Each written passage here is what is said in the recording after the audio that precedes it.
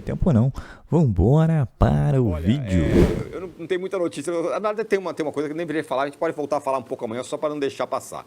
Esse fim de semana teve a festa junina no São Paulo. Ah, tá lá. E o São Paulo tá vendendo essa festa junina como a maior festa junina do Brasil, de clubes e tal. E tem um vídeo circulando na internet aí de uma...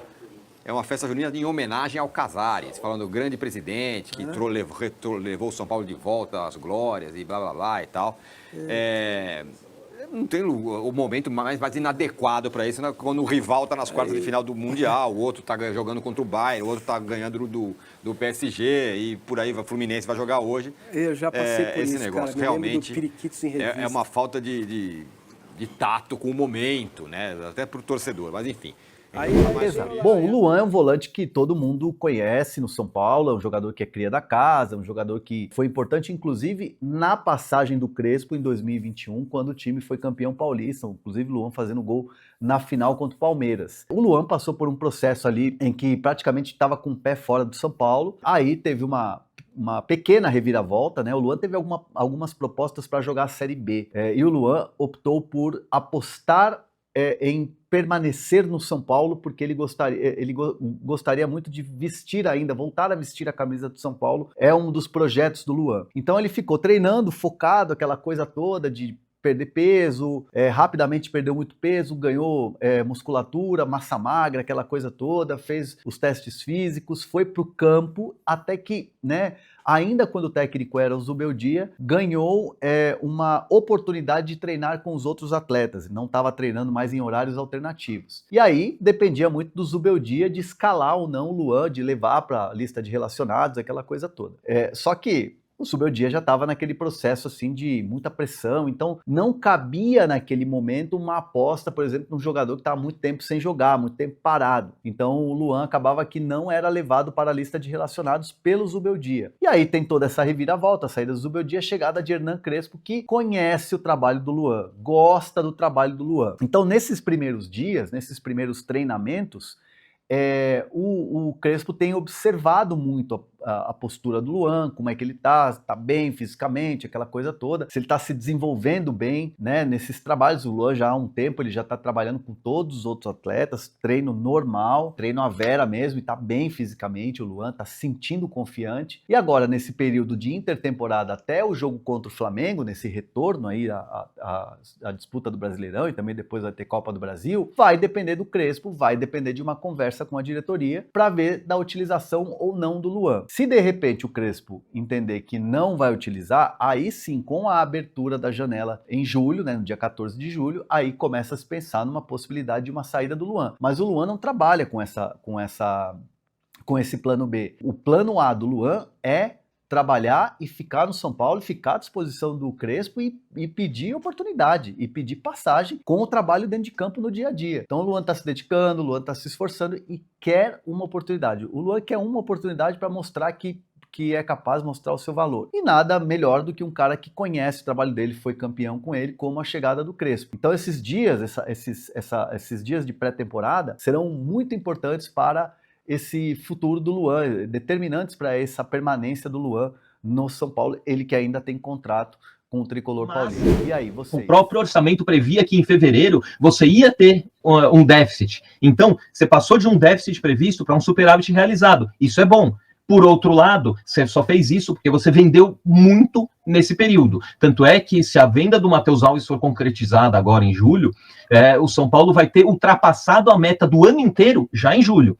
Porque o São Paulo, em fevereiro, ele já tinha ultrapassado a meta. A meta, se não me engano, era 44 milhões até fevereiro, e estava em 73 milhões, que é pouco menos da metade da meta do ano inteiro. Você somar aí o Ângelo, você somar o Matheus Alves e mais outras coisas que entram, você já vai ter batido a meta. Ale, que vendas são essas? Tipo Michel Araújo, Rato, é isso? Eric? Não, sim, em teoria seria o Wellington Rato, empréstimo do Nestor, Michel Araújo, William Gomes. É que não é detalhado isso no balancete. Balancetes não são tão detalhados assim. Mas, assim, dá para a gente estimar isso. E sabendo os valores da venda do Ângelo, e a gente sabe porque o próprio Júlio vazou sem querer no Instagram dele... e depois entrando no Matheus Alves, que vai ser uma venda ruim, mas que vai servir para o São Paulo cumprir a meta do ano com 5 meses de antecedência. E aí, nesse editorial, ainda tem um negócio interessante, que é a história de que o Júlio anunciou um funcionário destacado para reduzir os custos possíveis da área do futebol, interagindo diretamente com as diretorias de futebol, financeira, superintendência geral e a própria presidência. Ele não disse o cargo desse funcionário, que é um funcionário que tem um currículo que o máximo que ele tinha atingido até hoje era algo como analista financeiro. Então, qual vai ser o poder que esse cara vai ter para negociar com um diretor de futebol que está lá por política? Eu não sei se esse cara vai ter muita chance de fazer o que ele foi destacado para fazer. Por outro lado, a política também determina que eles não podem estourar muito gasto, estourar muito qualquer coisa, porque eles têm a necessidade de apresentar um superávit no fim do ano. Então, esses 157 mil agora são muito bons, porque você já está adiantando um pouco a meta. Se você conseguir se manter acima do zero ao longo do ano inteiro, e é difícil porque tem flutuação de receitas, flutuação de gastos, né? Se você conseguir ir mantendo isso ao longo do ano, é fantástico. Só que eles não vão dizer isso. O ideal seria eles todo mês chegarem e falar, olha, esse mês a gente teve um superávit de tal, ou um déficit de tal. Porque transparência é quando tem notícia boa e notícia ruim. Você não pode ser transparente só quando você tem notícia boa para dar. Então, ó, a gente diminuiu em tanto a dívida, o nosso superávit foi de tanto, aí chega em março a gente teve um déficit de não sei o quê, março teve menos jogo, então também é compreensível. Se você explica o contexto, é mais simples. Óbvio que não vai ser todo mundo que vai entender, porque não é todo mundo que entende de contabilidade, não é todo mundo nem que tem noções de contabilidade. Eu não entendo de contabilidade, mas eu tenho boas noções disso. Então eu consigo falar das partes mais macro desse cenário. Só que eles não tentam contextualizar. Eles querem o quê? Eles querem poder chegar e falar assim, tivemos um superávit de 300 trilhões de reais. Isso é o que eles querem falar. Só que não vão chegar nisso. Eles têm muito medo de dar informações que possam ser incompletas, que possam ser interpretadas de maneira errada. Se você dá uma informação picada, que é o que eles gostam de dar, essa informação muito provavelmente vai ser interpretada de maneira errada. Se você dá a informação completa, é mais difícil, porque aí o cara, para interpretar errado, ele vai ter que ser burro ou vai ter que ser desonesto. Quando você tem informação, é muito mais difícil de você deturpar essa informação quando ela está disponível para todo mundo. Por isso que eu publiquei na edição de sexta-feira o balancete de fevereiro completo, com todos os dados para as pessoas poderem ver, olha, isso aqui está indo bem, isso aqui está indo mal, tem coisa muito boa ali, que é o que eu falei do superávit, que em relação ao que foi previsto, foi um avanço muito grande.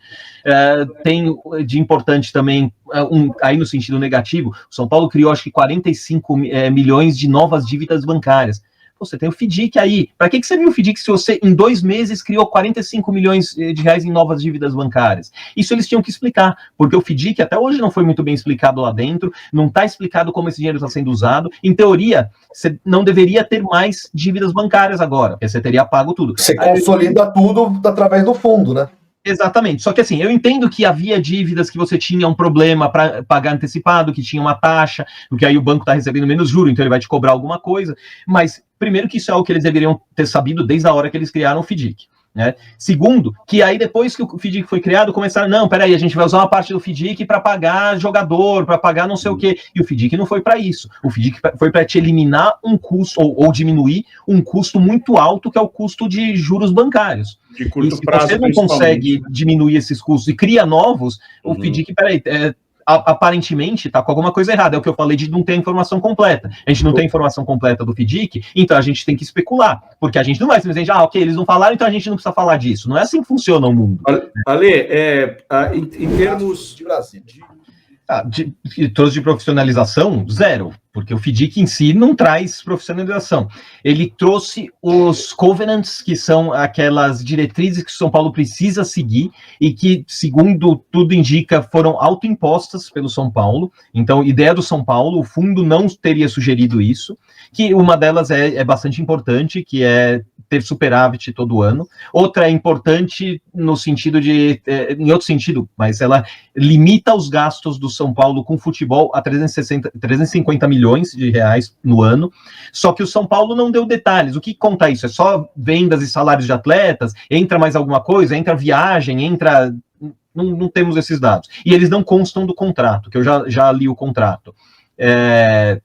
não tem muita transparência do que aconteceu, e o pouco que tem foi descoberto por coisas que vazaram, que o GE apurou uma coisa, o O apurou outra, eu apurei mais uma, e você vai montando um quebra-cabeças. Mesmo lendo o contrato inteiro, tem coisas que não estão claras, não sei nem se elas estão claras lá dentro. O ganho visível se o São Paulo cumprir esses covenants, principalmente esse do superávit todo ano, isso é importantíssimo. Agora, precisou chegar a esse ponto de chegar numa dívida bancária que quase te obrigou a criar um FDIC para você, aí sim, agora a gente vai ter superávit. E isso, o que também me preocupa em relação ao superávit é que a diretoria previu superávit em cada um dos últimos 10 anos, pelo menos.